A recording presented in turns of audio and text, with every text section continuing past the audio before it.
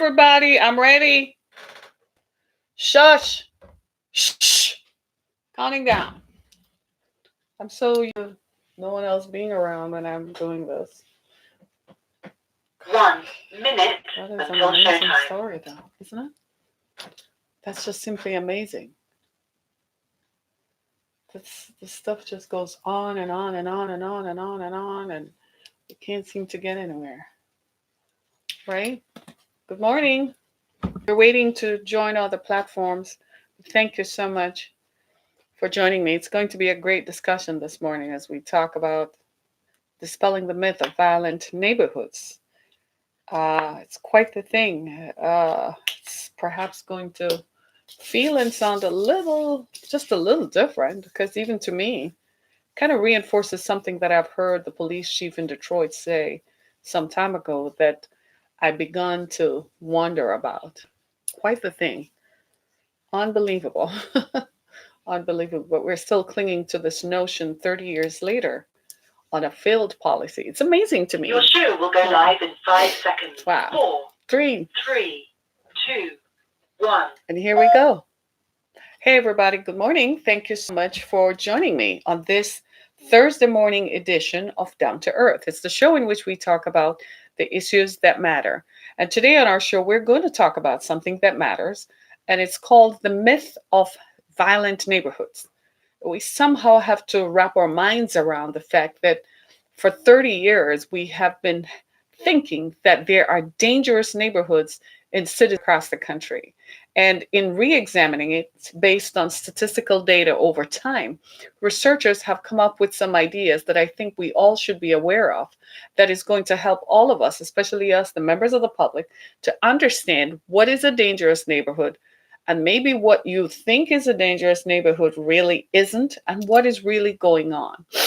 So we're going to break down into that. Today is Thursday, and I'm still getting used to the idea that it is February. Today is the 6th day of February. And I just want to tell you that if you have not started on your New Year's goals, hey, how are you? If you haven't started on your New Year's goals, guess what? I live in Detroit, Michigan. Mhm. In the USA. I presume that you're perhaps from another country. Please tell us where you're from, right? But if you haven't started on your goals yet, it's probably is time to start, right? Today is the 6th day of February. So it's kind of like, oh, you're in Oklahoma. Okay, well, come to Michigan sometime, right? So I want to talk about, maybe this doesn't apply to you guys in Tulsa, Oklahoma or so, but for those of us who live in adjacent to metropolitan areas around the country, whether it's Baltimore, Philly, New York, LA, and definitely Detroit. We've been looking at violence in these communities for some time and trying to understand what is it that promotes violence and how violence happens. There are a number of factors that are present, and what we are seeing in the last 10 to 15 years is that where gentrification occurs, the violence is reduced. So it makes social planners and urban planners think, well, if we gentrify more neighborhoods, then the people who are violent will move out. When in fact, the backstory behind that is that poverty is what is driving it.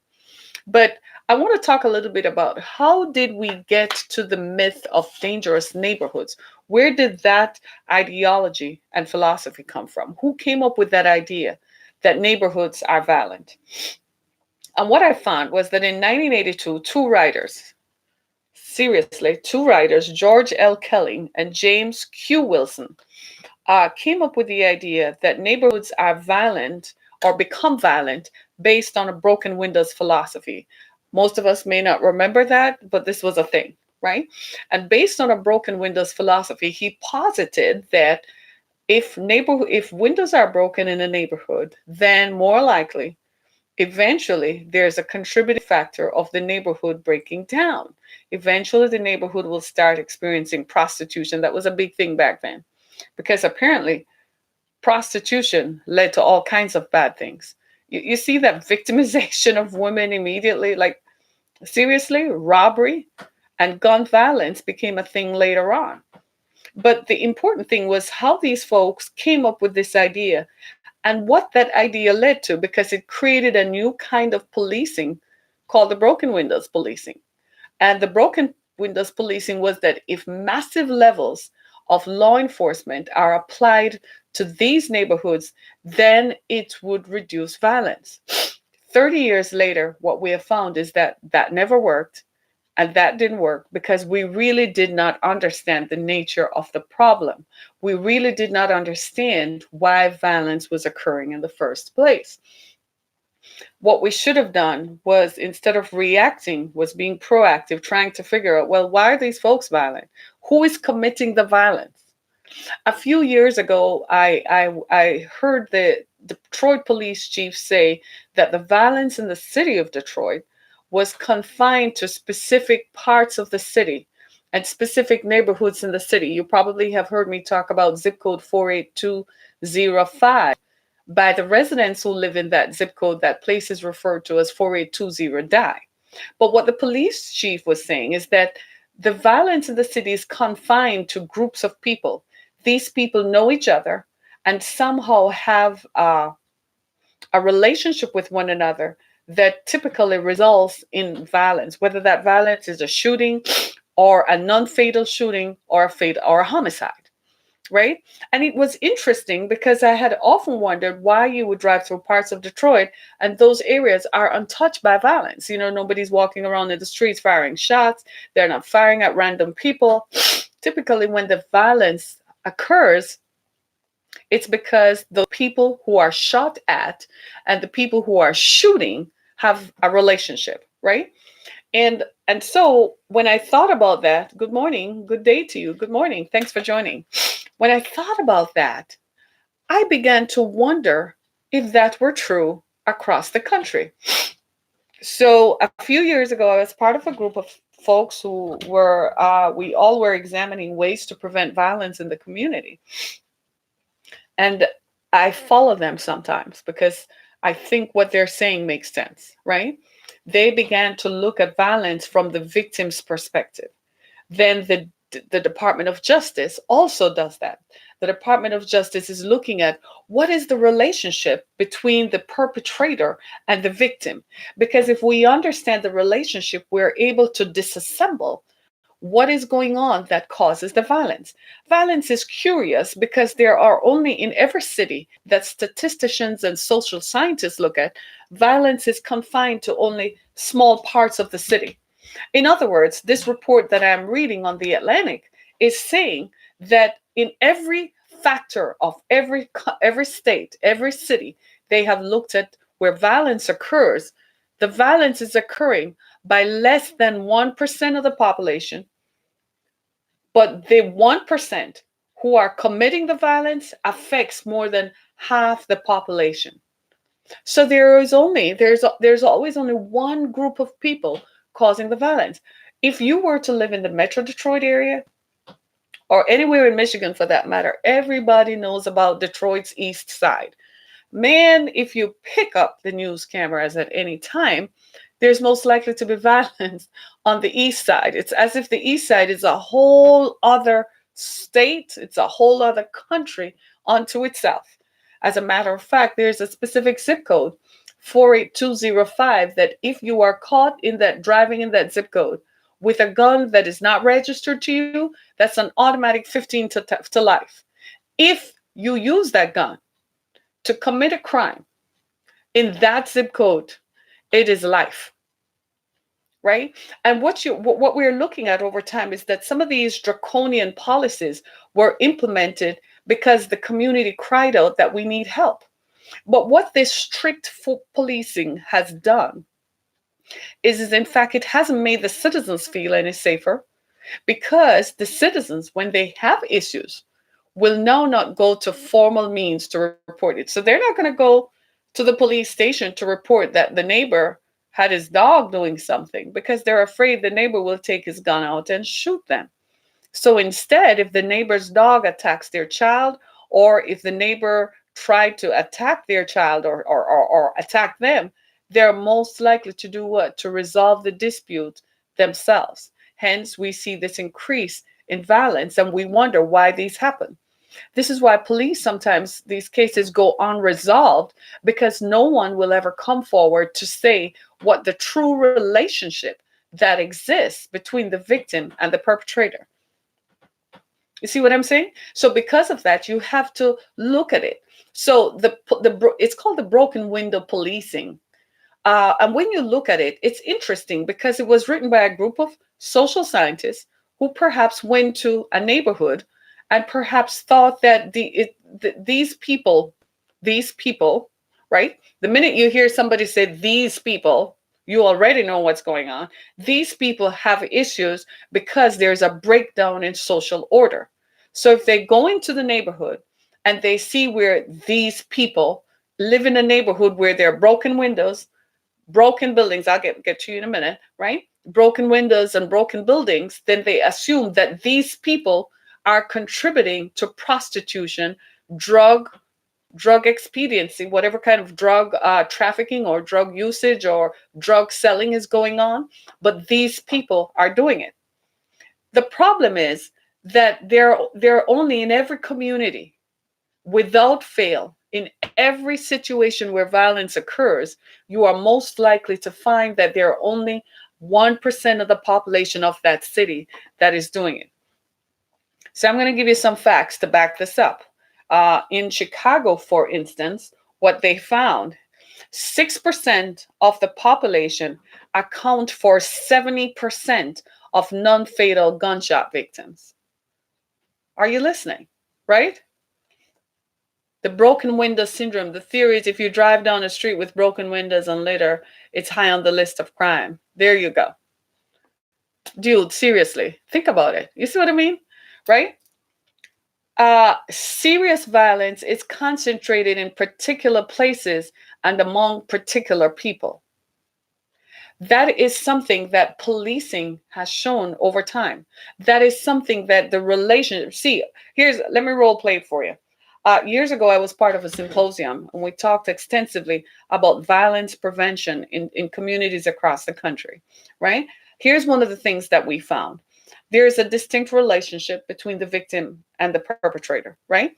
So when the police leaves, because the police come in to address the situation, when they leave, somebody has to collect the data. The person who is injured or killed has a family who are left behind to mourn, right? So we collected the data. Well, who is this? Who are you? How did this happen? When we looked at the facts, it was curious because what happened afterwards is there is always some kind of linkage that connects the victim to the perpetrator. There was always a line, a connection of some sort. And it's curious because that line or connection usually leads to other shootings because sometimes there's what is called retaliatory shootings. Like, seriously. You've seen where people, you've heard of drive-by shootings. That's typically a retaliation of some sort based on something that has gone wrong. Invariably, what we found is that this usually leads back to a specific group of people. The data does not lie. It's the fact. You see what I mean? But the police have left. They're busy either trying to solve the crime or based on the particular epigenetics of that community and the dynamics of the relationships within that community, that tells the police right away if that crime is going to be solved. In fact, the police who police these areas, they already know that certain crimes will never be solved because no one is going to come forward to give any because they're afraid of retaliation. So it comes back to the fact that in every city, the people who are committing the crimes are less than the total percentage population of the entire city. Yet, we still describe whole communities as dangerous. And when you look at the facts, you will find that the violence is concentrated in specific parts of that city. Right now in the city of Detroit, there's a huge renaissance going on. The renaissance, though, is confined to the areas that have businesses, areas that are populated by whites, areas where white businesses operate. the neighborhoods have not been affected or impacted by the Renaissance. However, because Detroit is an important city, I almost said town, they would kill me if I called Detroit a town. But because Detroit is an important city, because we lie next to an international border, the government just cannot sit back and let things run roughshod, because while they're busy probably shooting each other up, people could be coming across the border without any kind of oversight on who or what is coming in. So the importance, the strategic geographic location of Detroit then required a different set of crime fighting tools. So they have isolated pockets. There are isolated pockets in Detroit where violence happens. There's one called the Murder Mac. I mean, it's off Joy Road and Southfield. Everybody knows that. You don't frequent that area. You boom, pass it on the freeway, right? There's the East Side, which is its a whole set of dynamics. Like, you can't really figure out what's going on the East Side. I mean, you have to really ask yourself. And even within the East Side of Detroit, there are specific areas where violence happens.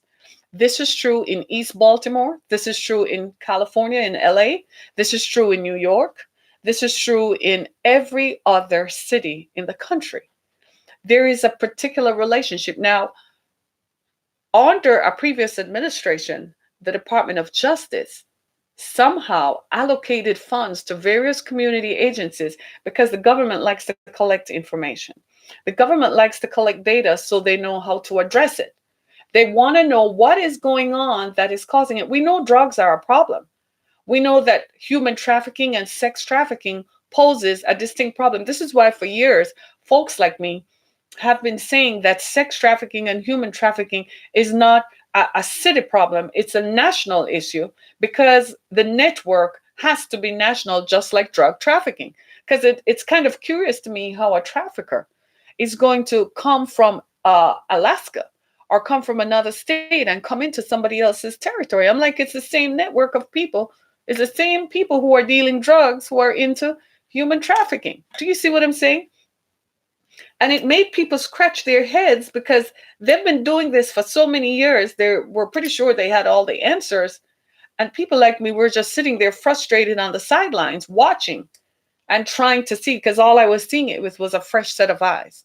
That it has to be the same group of people who are committing the same crime, who are involved in all the criminal activities of the city. Doesn't that make sense? Doesn't that just seem to, you're all nodding because you're all like, yeah, that just makes perfect sense. Of course it does. Why then, if you look at crime organizations like the mafia, right? And how they're organized, aren't they kind of confine their activities to specific parts of their territory? And each part of the territory is controlled by one group of people, but they all operate under an umbrella organization where the Godfather came in, right? Why do you think that violence that we're seeing wouldn't be the same effect? So what they did 30 years ago was they said, well, all neighborhoods are, if you will drive through a neighborhood and you see a window that is broken, chances are there is some serious drug trafficking, and there is robbery, and there is prostitution going on in that neighborhood. Hence, a heavy police presence would come in predominantly Black and Hispanic neighborhoods. And what we found was that Black and Hispanic neighborhoods were 30 times more likely to be impacted by heavy policing. Consequently, more Black and brown bodies ended up in the criminal justice system. You were guilty. Even if you lived in that neighborhood, you had nothing to do with a crime. You would still just be guilty just because of association, because you live there. There are so many people who can tell you that if you really know the dynamics that take place in these neighborhoods, people will tell you that the people who are the originators of the crime, they know everybody who lives there. They know who is doing what, to whom, and when. They do not have any business with the people who are not interfering in their business. But the heavy police presence coming in to know that. So they see a Black and brown kid walking through the neighborhood, and immediately, because of the color of his skin and the fact that he lives and resides in the neighborhood, suddenly he's guilty of whatever criminal activity that is going on. That's how come we see so many of these are emerging and are coming out of these innocence projects, because they were had nothing to do with it. Sometimes the people who are committing violent crime in these neighborhoods, they're specific and they target certain places. Look at the statistic. In Chicago, 6% of the population account for, in the city of Chicago, account for 70% of non-fatal gunshot victims. That means of the whole entire city, only a few are the ones firing the shots and criminalizing everybody else. But we say that the neighborhood is dangerous. Someone is saying in my city, my viewer Trevor's is saying in my city the police are setting up a gun and knife amnesty. That is a good idea. Setting up a gun and knife amnesty to get people to drop it off, don't pick it up back, and without fear or reprisal. Will people trust the police?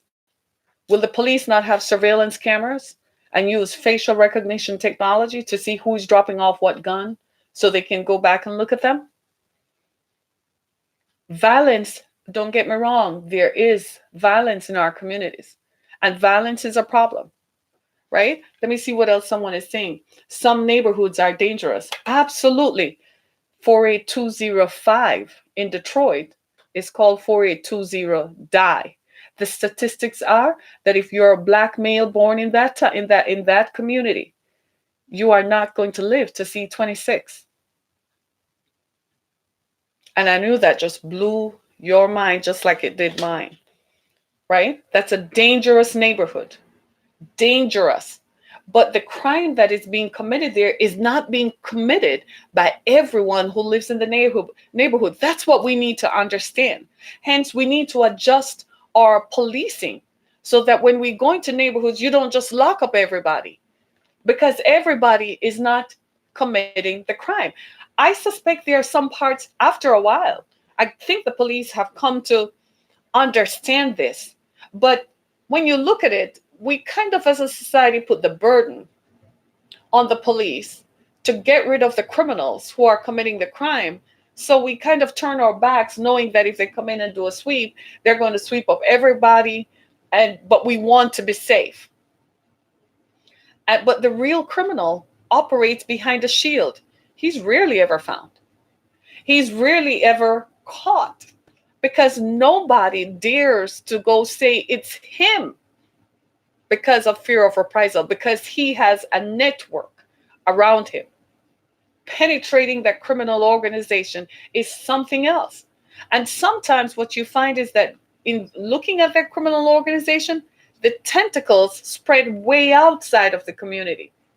I've often asked myself, does anybody wonder where the guns are coming from?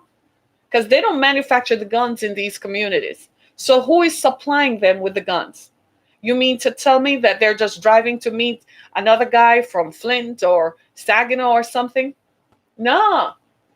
Who is financing the drugs? Where are they getting the money from to buy the drug, to pay for the drugs in the first place? Have you ever wondered about that? Switch over to YouTube. I have the people have been telling me Twitter has been going crazy. Switch over to YouTube. You can enjoy me on YouTube. It's much better, right? Right. So I have often thought, where is the money coming from that supplies the drugs? And what they do with the money? They're literally just driving around and have like money just in places. I don't think so, because they take some of the money to the bank and they're buying property, and they buy property in their family members' names and so on. But where is the money coming from? If you really were to examine it and you look at it, you get an idea that this is a much, much bigger problem. I think sometimes that we are afraid to find out who really is beyond this. I am saying that the problem of violence is not something that is necessarily going to go away until we understand the entire problem. We're so busy looking at the end of it where someone gets shot, but we're not looking back at the timeline and looking back, well, how did he get the gun? Who is the supplier of the gun? Where is he getting the money from to finance that? When we start looking at those kinds of activities and those relationships, you get a better picture of what is really going on in neighborhoods. There are pockets of Detroit, for instance, that uh, have been subject to gentrification, right? And in those pockets, there's no gun and violence activity because the people who live there have no connection to the people who are committing the violence. Do you see that? So I'm talking about Detroit because that's what I know more than the statistics from other cities, right? I'm talking about based on experience, based on my observation of violence in Detroit over more than a decade, right? Because like everyone else, I was curious about where is this violence coming from? What is motivating it? Why are people killing one another? Then I discovered that people were killing people whom they knew or people whom they had a dispute with. Then I began to look at the interconnectedness of drugs because I have found that wherever drug trafficking exists, violence exists. Wherever prostitution and sex trafficking occur, violence exists. And so when you look at those interconnectedness, you have to ask yourself, well, what can we do about it? In a lot of ways, I think law enforcement is overwhelmed because they're not getting a lot of cooperation from the victims because the victims are afraid.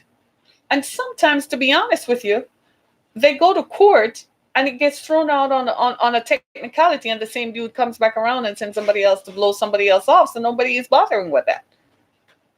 But it is still the same group of people. I feel that one of the things we need to do is to invest more in communities. I think that uh, city administrators throughout the country really need to look at when businesses move out of a community, those buildings now remain unoccupied, find good use for them. Cities need to take some of the money that they make from taxes to reinvest in their own communities. That will shine a light and expose the violence. Let me give you an example. A few years ago in the city of Detroit, the former mayor, Kwame Kilpatrick, the guy who went to jail for 28 years for bribery and corruption for $500, I don't know how that happens, right? But he wasn't a good mayor. He didn't take care of the city. He shut off the streetlights. He took money out of the budgets for basic necessities in the city, which resulted in an uptick in violence. When a mayor finally came in who turned the lights on in the city, you found that the violence ended. When they hired more police officers and there were more police cars on the street, guess what it did? It mitigated violence. So, because the people who were committing the violence, when they realized they weren't going to be held accountable, they came out in the open. But when they realized, when the light started shining on them, they retreated to the darkness. It's the same group of people. If you really sit down and talk to police officers in precincts in those communities, what you're going to hear is what you're hearing from me as well, is that we know who is doing it, we just can't catch him. Nobody will come forward and say it. The cops are, they're human like you and I. You think that they're not going to want to lose their lives, right? But we refer to, if you were to look at the city of Detroit, you hear about the city of Detroit, but you never heard about the specific parts of Detroit that are impacted by violence. But they'll tell you that Detroit is a violent neighborhood. Detroit is bigger than the city of San Francisco. Detroit is bigger geographically, bigger than the five boroughs of Manhattan, Brooklyn, Bronx, Staten Island. Detroit is bigger than that geographically. How on God's green earth did you expect 2,800 police officers to police an area that wide? Impossible. What we need is to go back into these neighborhoods and invest. So if you think broken windows is going to help, it never helps. Nowhere. I've driven through other cities where there are broken windows. It just looks like a blighted area to me. But it is a contribute. I have too have been socialized to associate that there must be violence in that area. Not necessarily, right? I-69, let me see what you're saying. I-69 is in Michigan. Late at night, hear them gunshots. And the thing is, The police know that there are specific individuals who are committing those late night broken windows equals crystal meth, right?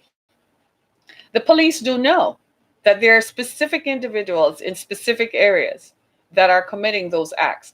I'll give you an example.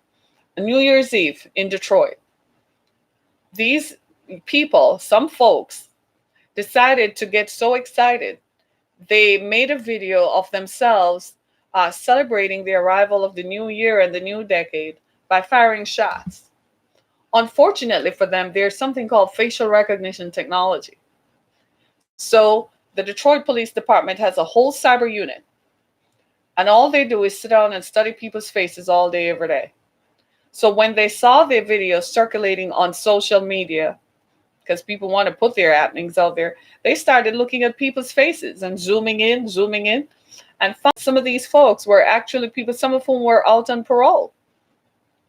They rescinded all those. They rescinded. They got everybody. All 12 people involved were finally caught by the police. Right? Technology today is way different than it was 30 years ago. It was easy 30 years ago to say a broken window in a neighborhood is going to cause the eventual decline of that neighborhood. But what no one looked at was who was firing the shots. I'm one of those persons like you. I like to get to the root cause of the problem. I just don't want to see the symptoms. I want to know who is doing what, when, and how. Because once you identify the root cause of the problem, it's going to help you solve the problem. A few years ago, I was invited to talk about intimate partner violence, upstate Michigan, and the organization that invited me is based in Lansing, and they asked me to provide them with some data prior to my arrival. And when I sent them what my presentation was going to look like, they called me back because a little known fact was that they assumed that intimate partner violence was confined to southern Michigan and that it was in higher numbers here. But the facts speak for themselves. My data came from the state police, who collects all the data around the state. And when I looked at it, based on the per capita income, upstate Michigan, the per capita income suggested that intimate partner violence was higher than it was down here. Ooh, Jesus. That ensued a flurry of activity about trying to find programs to address that problem. This was about 4 years ago now. About 4 years ago. I think it's about 4 years now, 2016, right? But it changed the way they looked at it. I also think that a lot of what urban violence is about and the answers, it's not that there aren't answers to it. It's not that there aren't mechanisms that can be applied to it. Urban violence is considered urban because black and brown people live in these areas. Consequently, there is not an interest by the prevailing ideology and the prevailing policymakers to address that issue. And so it never gets addressed. It's up to you and I to sit down and say, what are we going to do? So I know that the people who commit these crimes are just as social media savvy as you and I are. In fact, they probably are more. I know they watch videos on YouTube, they listen to podcasts, right? And I'm asking them, you're listening to this. I need you to stop and think before you pick up that gun just because you have a dispute with someone. A lot of what we are seeing, the chief of police in Detroit some years ago is right. A lot of this is caused by people just having a dispute. You know, another dynamic to this was that a woman is sleeping with this guy, with this baby daddy, and this one over here, and ensues a violent confrontation that typically results. So the sex was the draw between the two of them. So if it comes back, you're all gonna laugh now. It's sex, drugs, and alcohol all the time. That's really what it comes down to. Who is invading whose territory, whether it's sex, because they know each other, whether it's drugs, somebody took somebody's drug, they pay for it, or somebody is infiltrating on somebody else's territory, or it's alcohol. What's up with that, right? But does this mean that an entire neighborhood there are neighborhoods inside of Detroit where violence does not happen? There's Corktown that has not completely been gentrified. There are other neighborhoods in the University District where even high court judges live. There's no violence there. But nationally, you hear Detroit is a violent neighborhood. But there are pockets within that violence does not happen. Why? Because again, the smallest percentage of people who live there are the ones who are perpetrating the violence on everyone else. I think sometimes even the police might be intimidated because these folks are very violent. A few months ago in November, a police officer was killed because he went to a scene because a young girl's life was threatened. Some dude decided that he wanted to have sex with this 16-year-old girl. I kid you not. The family felt he started stalking the girl. The family felt they had no choice. They didn't know what to do. They went to the police station a couple days before to report it, and the ball was dropped. When the police officer learned that this man was at the girl's house, they went. You know what happened? The guy who was there, the killer, the cop killer, he had better weapons than the cops. And according to what the police said, he was trained in it. And he had no prior military experience because he had just come out of jail. Yet he had training in high grade military style weapons that should not be on the streets. Again, where are these guns coming from? The ease and access and the supply of guns is what is causing the problem. A lot of people who have bought guns because you are a gun aficionado, you like guns, and then you get bored with it, so you take it to the pawn shop to pawn it off. And at the end of the year, the guy who owns the pawn shop is sitting with so much inventory that he has to get it off somewhere. So he sells it. So he becomes an indirect supplier. Gun manufacturers have the data on where their guns end up because they track their guns. Today, guns are more sophisticated than what our grandparents and great grandparents used in World Wars I and II. Guns are far more sophisticated than that today. They know where their guns end up. Gun manufacturers know this. They know who in what communities across the country are using their specific style of weapons. I suppose if we were to find that, it would be alarming to the rest of us because it suggests that urban violence is something else. Urban violence is being promoted by folks with money who don't care that black and brown bodies end up dying. And so most other folks are saying, well, as long as it doesn't happen to me, as long as I'm not going to put myself in that line of fire. I'm not going to put myself to live in that dangerous neighborhood, because if I live in that dangerous neighborhood, the likelihood of me dying by gun violence is higher than if I live somewhere else. That's how deep the philosophy and the myth of dangerous neighborhood happens. It impacts real estate prices. It impacts whether or not someone will open a business in that neighborhood. Me, I don't even want to know what the cross streets are in zip code 48205. I guarantee you it's a neighborhood I will have no affinity with anytime soon.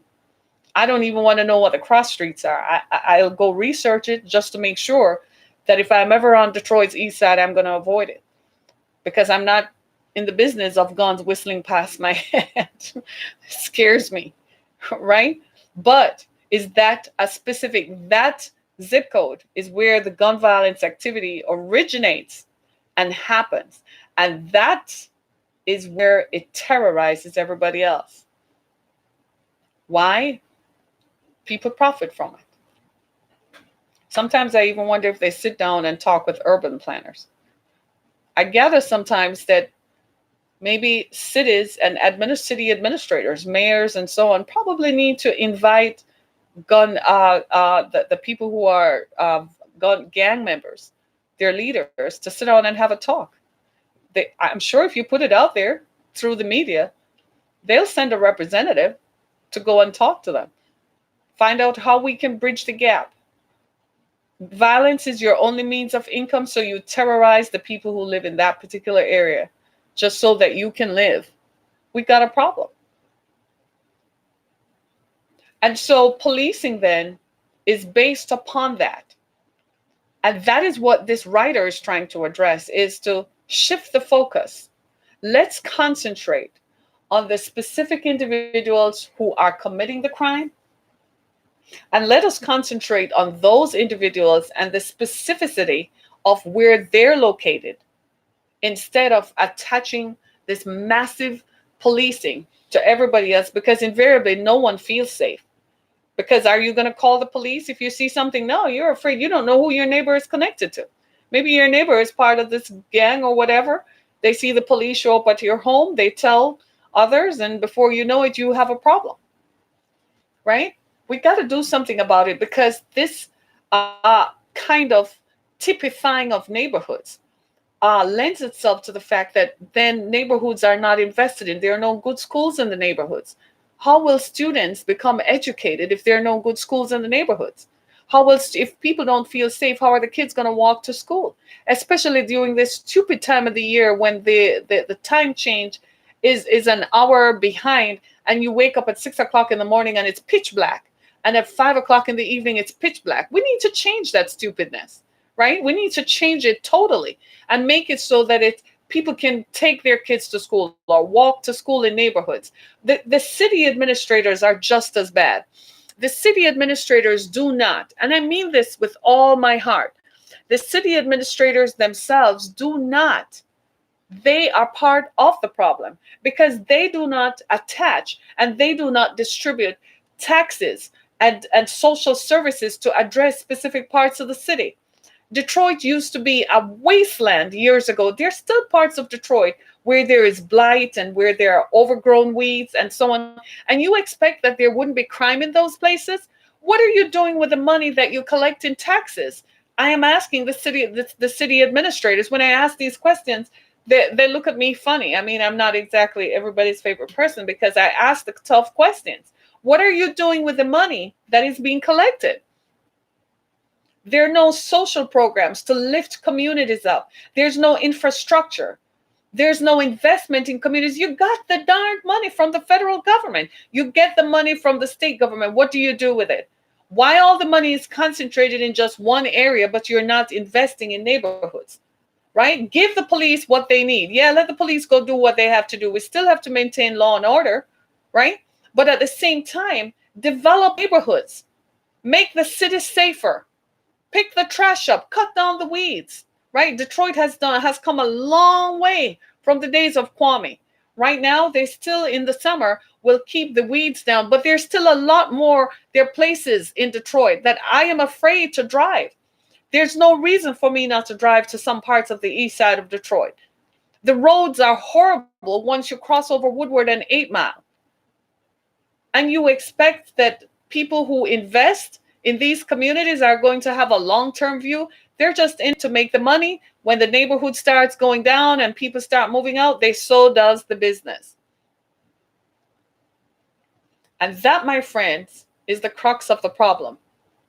Whenever I drive through these neighborhoods, I ask myself, what's going to happen in 10 years?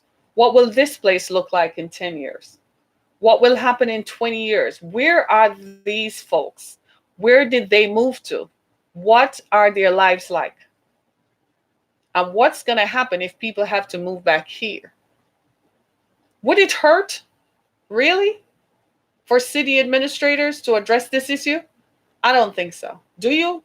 I really don't think so, right? I'm going to post the link to this story so that we all can read it, right? And we all can study it and see it, because it's food for thought. Because all over the country, it's not just a Detroit problem. It's not just a Chicago problem. It's not just a Baltimore, a New York, or an LA problem. It's in Milwaukee. It's in Madison. It's in every city across the country.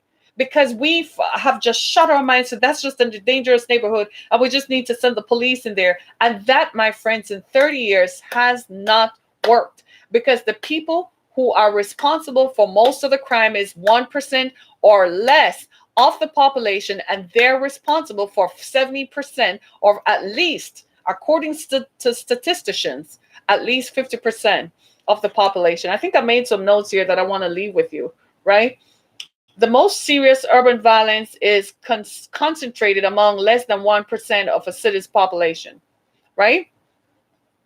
The writers of this original broken window policing thing are George L. Kelly and James Q. Wilson. Go Google them and look them up, right? We probably need to go look them up. It's the same people. The end of this is that it's the same people who are responsible for all the violence. It's always the same people. In every community, it's the same people. And another key thing is that, like the police chief had said, the people know one another. So there's a social connectivity. They're part of a social group, whether that social group are family or extended family or friends or people they grew up with or people whom they might have done business with in the past. They are connected. But are they likely to come forward and report this? Not necessarily. Not after 30 years of massive law enforcement where the cops just ride into a city and just lock up anybody they see on the streets and then criminalize people who had nothing to do with a crime that is resident in that neighborhood. That's the danger of the myth of dangerous neighborhoods, right? My name is Harriet Kemmick. For more information about me, you can go to my website, harrietkemmick.com. I'm also available on other podcast platforms: Spotify, Apple Podcasts, Google Podcasts, Spreaker, Breaker, Overcast, Podcast Addict. So wherever you are in the world, you can literally find me on any podcast platform. I'm also available on Blog Talk Radio. So you can tune in and listen to some of the shows we've done. We've been on Blog Talk Radio for over 10 years, so we have quite a content for you to listen to. We talk about these issues because these are the issues that matter, in an attempt to erase some myths and to promote positivity amongst specific groups and specific populations. So I invite your comments. Thank you so much, everybody. It's Thursday. I gotta go. Valentine's is next week. I know you're all love is in the air. Remember that song? Love is in the air. I don't know about that, but I wish you the same. So I'll see you tomorrow on this edition of Down to Earth. I want to thank you so much for participating, and thank you so much for your comments. I enjoyed them, and thank you so much. Be blessed, everybody.